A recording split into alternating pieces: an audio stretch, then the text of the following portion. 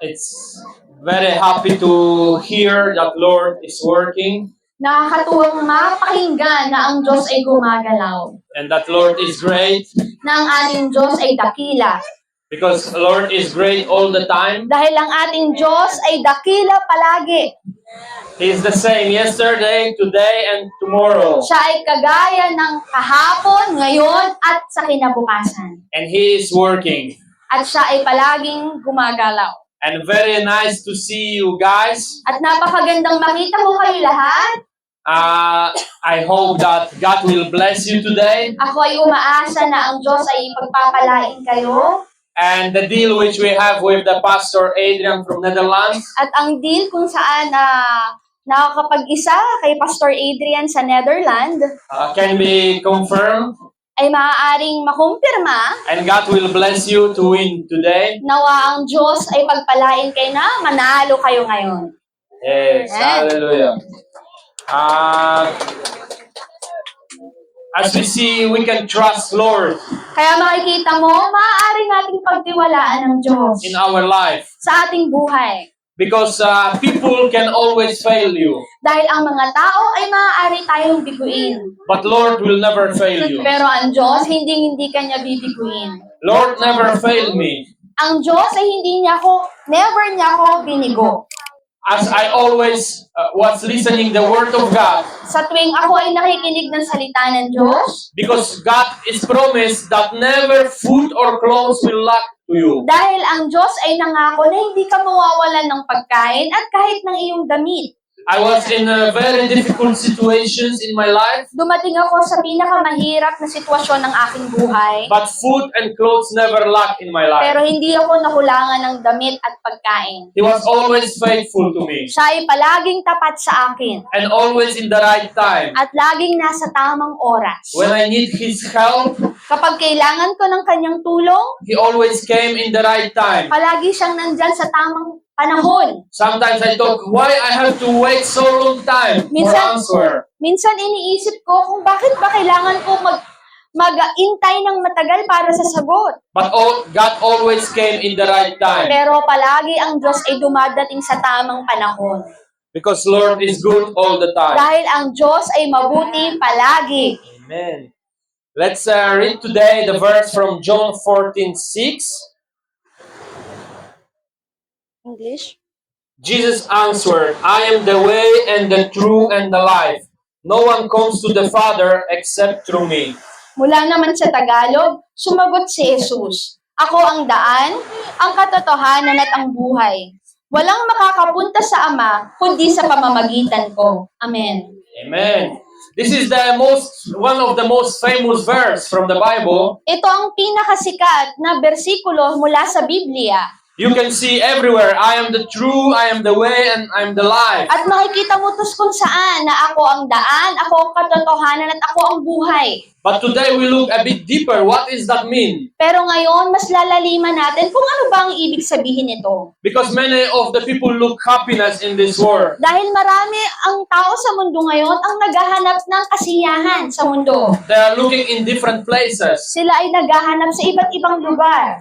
And for every one of us, happiness is something different. At para sa bawat isa sa atin, ang kasiyahan ay kakaiba. For one, the happiness will be to have a good car. Para sa isa, ang kanyang kasiyahan ay magkaroon ng magandang sasakyan. For another, happiness it will be to have a very beautiful home, Para sa house. iba naman, malaki at magandang tahanan.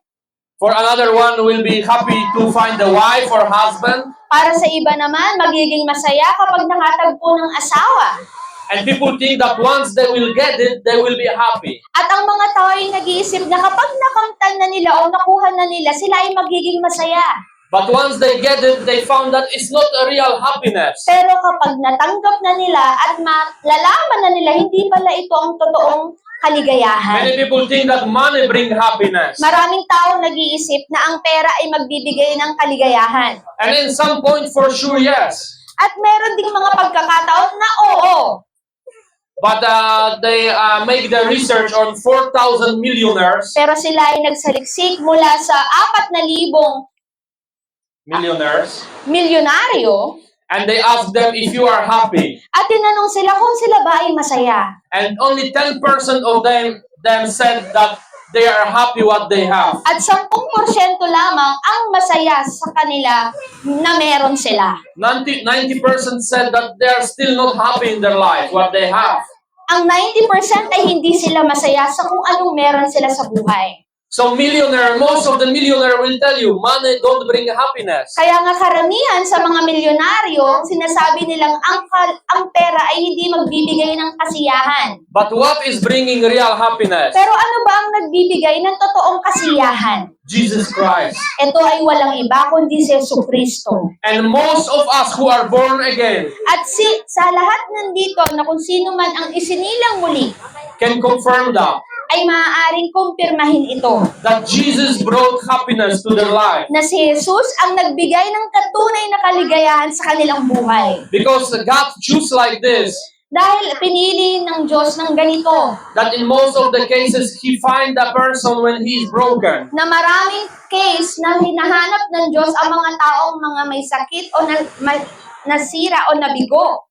I don't know what God choose like this, that He is coming to the Christian life when he is broken. Hindi ko alam kung paano yung pinipili ng Diyos na pumupunta siya sa mga taong Kristiyano na kung saan may nasasaktan o sakit. But when we are broken, Jesus is coming. Pero kapag tayo ay nasasaktan o nabibigo, si Jesus ay lumalapit sa atin. And He is able to heal us At siya ay may kakayanang at tayo ay pagalingin. and restore happiness At ibalik ang ating kasiyahan. and teach us happiness. At turuan tayo ng totoong kasiyahan.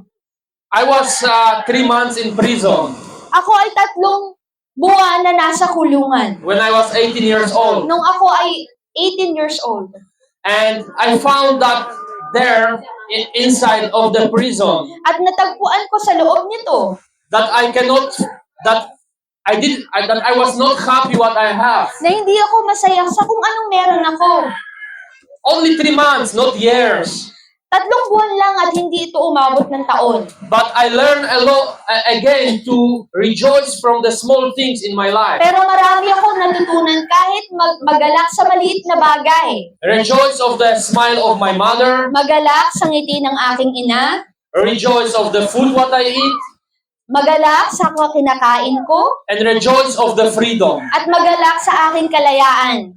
You know what is freedom? Alam mo ba ang ibig sabihin ng kalayaan? Freedom is that you can leave your doors and you can go wherever you want. Itong sinasabi na ito na iiwanan mo na lang ang iyong pintuan at pwede kang pumunta kahit saan. Many people today open their eyes Maraming tao ngayon ang binubuksan ng kanilang mga mata in Philippines. sa Pilipinas. The prisoners, Ang mga prisoners, they open their eyes today. binubuksan nila ang kanilang mga mata ngayon. And they saw many people around them. At marami silang nakikita na nakapaligid na tao sa kanila. And the walls, At ang pader which they cannot go through. na hindi naman sila makalampas dito. Many people who open their eyes today in the hospital. Marami ding tao ngayon ang binubuksan ang mga mata nila mula sa hospital.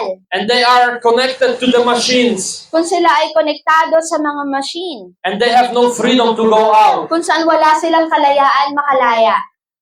But Jesus come to the lives of the people Pero si Jesus ay lumalapit sa buhay ng tao to restore happiness. upang ibalik ang And kasiyahan. I know prisoners who were sentenced for the life sentence. At may kilala akong nakakulong kung saan siya ay nasistensyahan ng more than na taon. And they meet Jesus. At natagpuan niya si Jesus. And they said that the happiness came to their life. At sinabi niya, doon lang dumating ang kanyang tunay na kasiyahan. And even they are closed by the walls. Na kahit na siya ay saradong-sarado ng puno ng pader, They said that once they found Jesus, nung natagpuan niya si Jesus, they are free again. siya ay napalaya muli.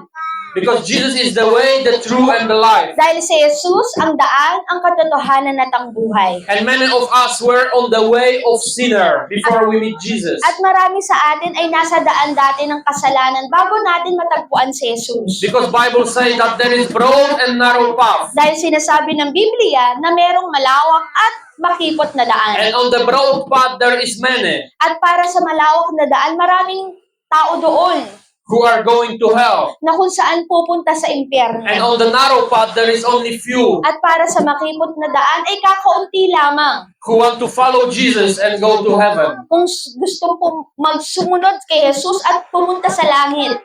And we were following all the friends before we would meet Jesus. At tayo din ay sumusunod sa ating mga kaibigan bago natin matagpuan si Jesus. Even to the darkest places. Kahit pa nasa kadiliman ito, We were ready to sin, tayo ay handang magkasala only to have respect of our friends. para lang magkaroon tayo ng respeto ng ating kaibigan. When we became adults, Nang tayo ay tumanda na, we wanted to follow this world, gusto nating sundan ang makamundo, music of this world, ang mga kanta sa mundong ito, style of this world, ang mga estilo sa mundo, everything straight from hell. lahat ng ito ay patuwid papunta sa impyerno. And doesn't matter that it don't bring glory to Jesus. At para sa hindi ito mahalaga na magbibigay gloria sa Panginoon. We were ready to be on the broad path Tayo ay handa pumunta lang sa malawak na daan and follow the evildoers. at sundin ang masamang ginagawa. And each of us in our life, we're looking for the right way. At ang bawat isa sa atin ay naghahanap ng tamang daan. For me, for example, I was looking in the music. I was doing hip-hop music. Para sa akin, noon hinahanap ko ang musika at itong ginagawa kong hip-hop music. And for me, it was all my life that I did hip-hop music. At para sa akin, ito ang buhay ko, ang gumagawa ng musika. I saw the way in that. Nakita ko ang daan dito. Other people look for career. Maraming tao din ang naghahanap ng trabaho. Other people look that they want to create family. At ang iba naman ay gusto nilang gumawa ng pamilya. And career, family, it's nothing bad, yeah? At ang pagtatrabaho at pamilya ay wala namang masama rito. But as long as Jesus is in the center. Pero hanggat si Jesus ay nasa sentro. But if Jesus is not in the center of your life, Pero kung si Jesus ay wala sa sentro sa iyong buhay, all your ways can guide you to destruction. lahat ng iyong pamamaraan ay mapupunta sa distraction.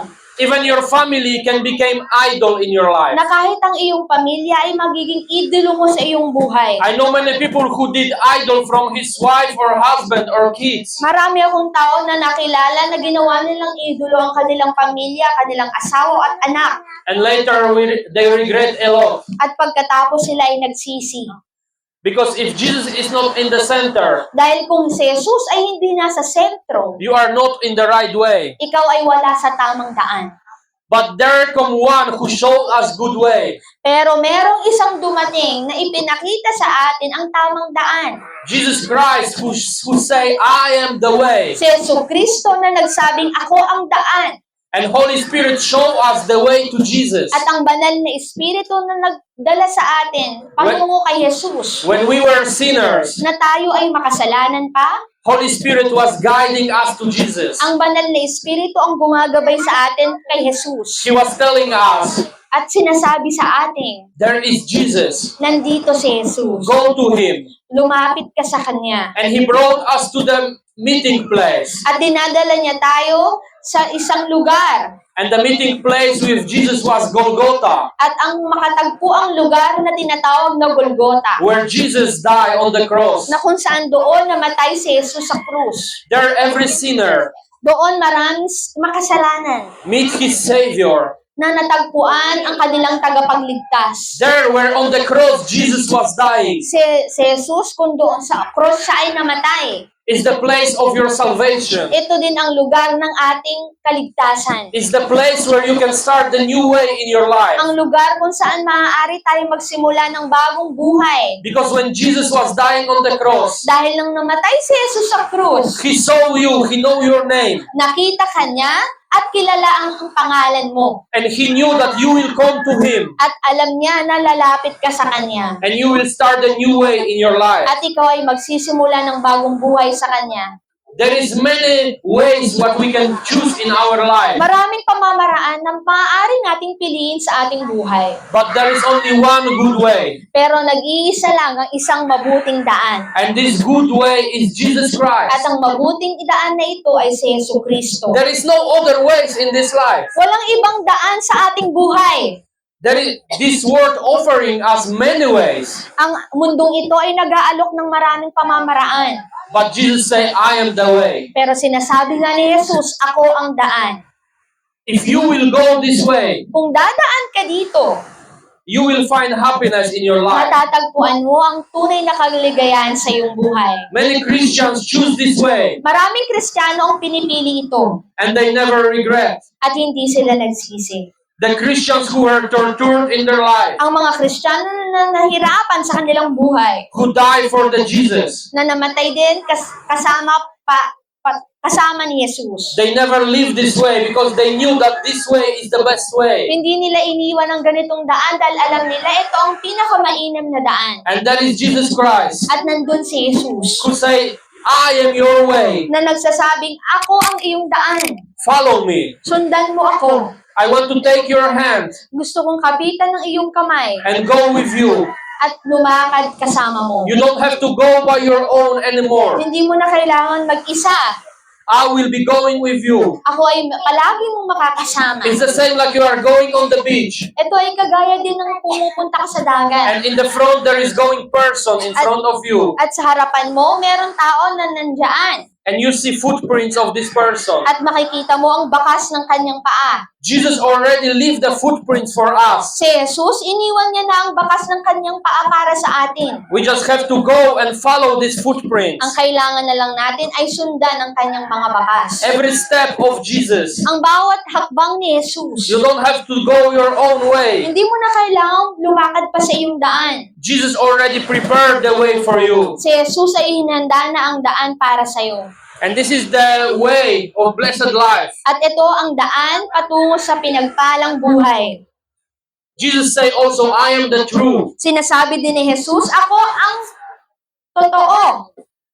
And many people, many advertising, they try to tell us, here is the truth. At maraming tao sa atin na nagsasabing o advertisement na ito ang katotohanan. Many foods, they advertise with the word of truth. Marami ding tao na nagsasabing nasa kanila ang salitang katotohanan. And many people say, here is the truth, here is the truth. At ang mga tao ay magsasabing, ito ang katotohanan, ito ang katotohanan. But when we look deeper, we see that this is not the real truth. Pero kapag nakita natin ang mas malalim, hindi pala ito ang tunay na katotohanan. For example, they sell mango, dried mango I found. Halimbawa, natagpuan na nagtitinda sila ng pinatuyong mangga. And this dried mango is not the real mango, it's like a gummies, it's like a At chemistry. itong pinatuyong mangga na ito ay hindi pala totoong mangga, ito ay gawa lang sa gamis. The cigarettes, vapor cigarettes, they say this is very healthy. Ganon din ang vapor na sigarilyo na sinasabi na ito daw ay nakakalusog. If you change from the real cigarette to the vapor, you will be healthy. Kapag nagbago ka ng sigarilyo mula sa vapor na sigarilyo, ikaw ay magiging malusog. But the Filipino Trade Department found recently Pero ang Pilipino na Trade Department ay natagpuan nila that is not healthy at all. na hindi pala ito nagbibigay ng kalusugan. Maybe it's even worse than the normal cigarette. Maaari pa itong nakakasama sa natural na sigarilyo. When you look at the advertising of Marlboro, Kapag nakita mo ang advertisement ng Marlboro, there is very handsome man etong may napakagwapong lalaki doon on the horse. at nakasakay pa sa kabayo, He have the hat meron siyang sombrero and he is the cowboy. at para siyang cowboy And he say, this is the real life. at sasabihin na ito ang totoong buhay. But what is the real life? Pero ano nga ba ang totoong buhay? With the cigarette, the smoking cigarette, I will become a cowboy? Nandito ba sa sigarilyo na kapag ginamit ka ito, ako ay magiging totoong cowboy? Or maybe they will give me free horse O when I bibigyan buy. nila ako ng libreng kabayo?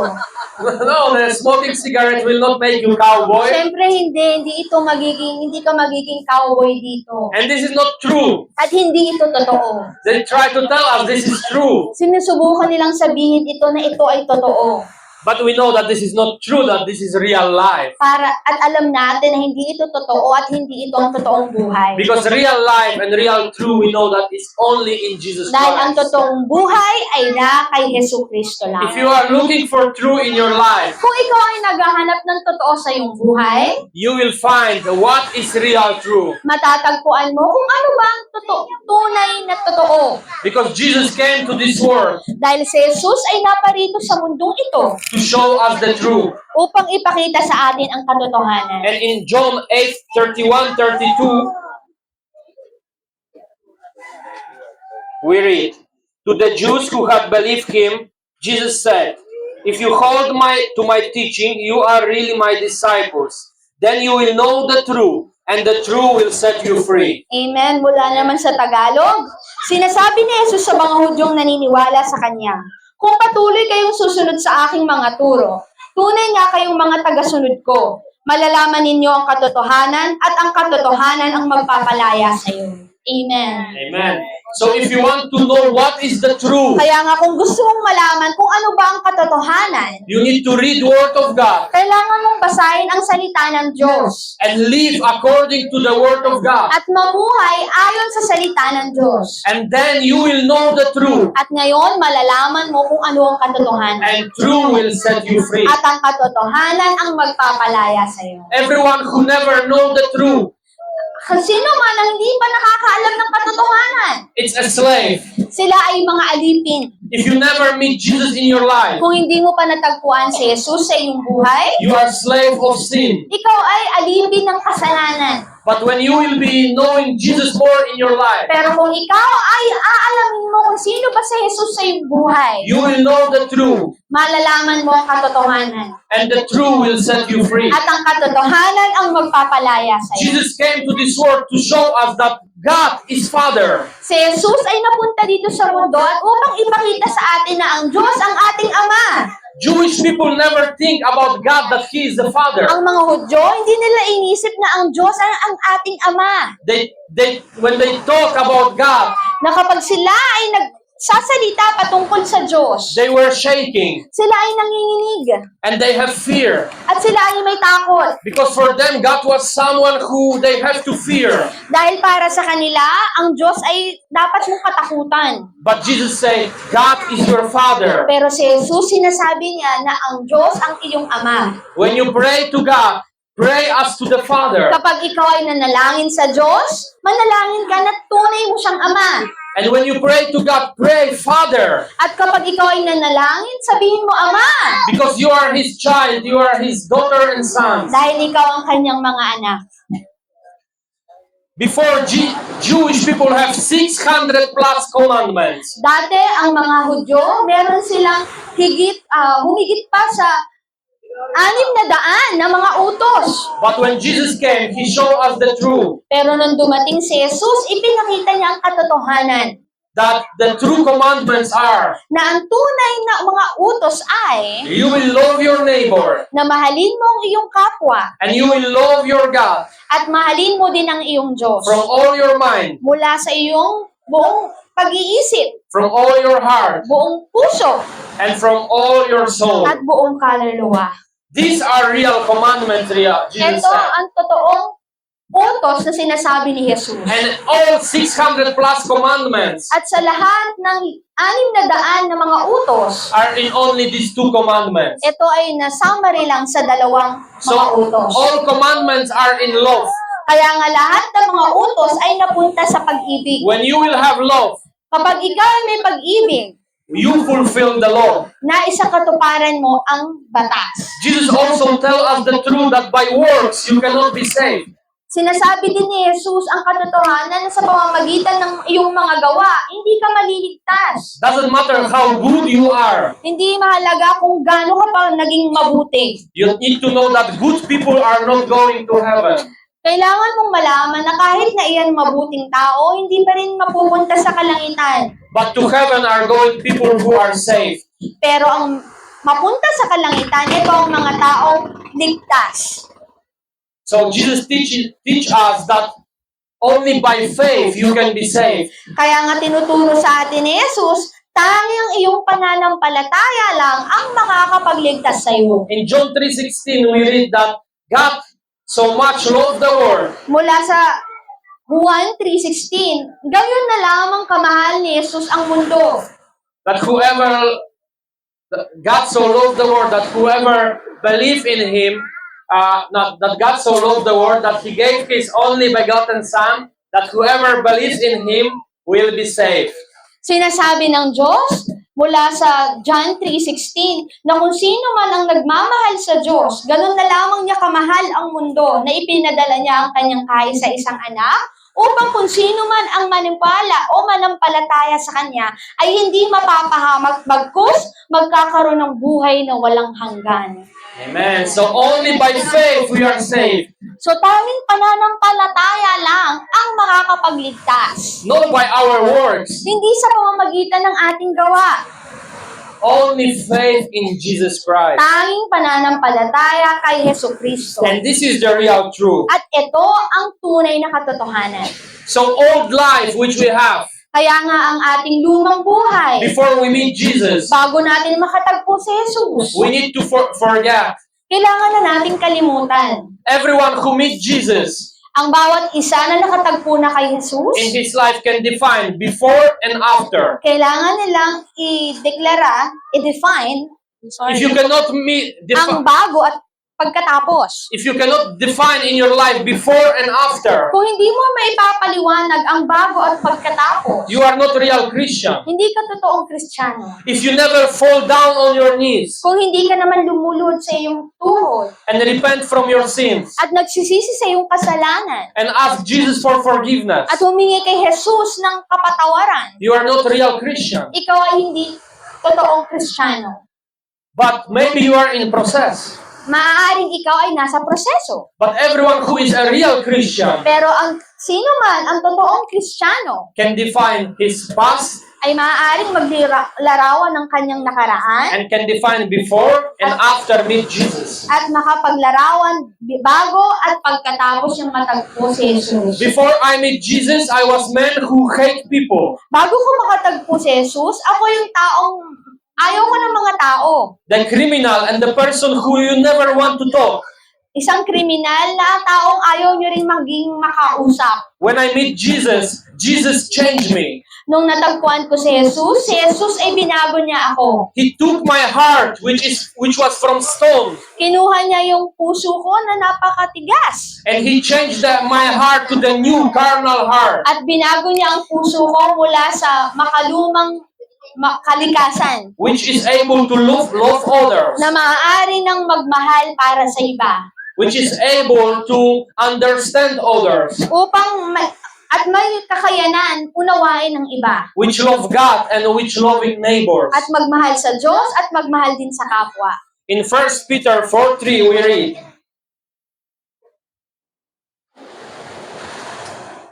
"For you have spent enough time in the past doing what pagans choose to do, living in debauchery, lust, drunkenness, orgies, carousing, and detestable idolatry." Mula naman sa Tagalog, 1 Peter 4:3, sapat na ang nakaraan niyong pamumuhay sa paggawa ng masasamang gusto ng mga taong hindi kumilala sa Diyos. Ang pamumuhay sa kalaswaan, pagnanasa ng laman, paglalasing, walang habas na kasayahan, at pagsamba sa mga Diyos-Diyosan na karumal-dumal. Amen. Amen.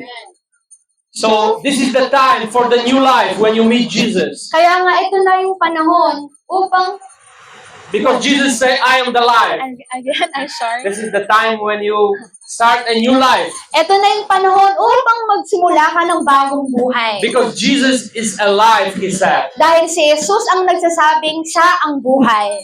And He brought to you new life. At dinala niya sa atin ang bagong buhay.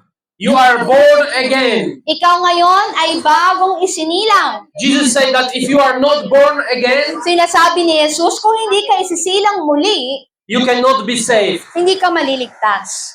Everyone who is born again Ang bawat isa kung sino man ang isinilang muli meet the new circumstances. ay nakakatagpo ng iba't ibang pagsubok.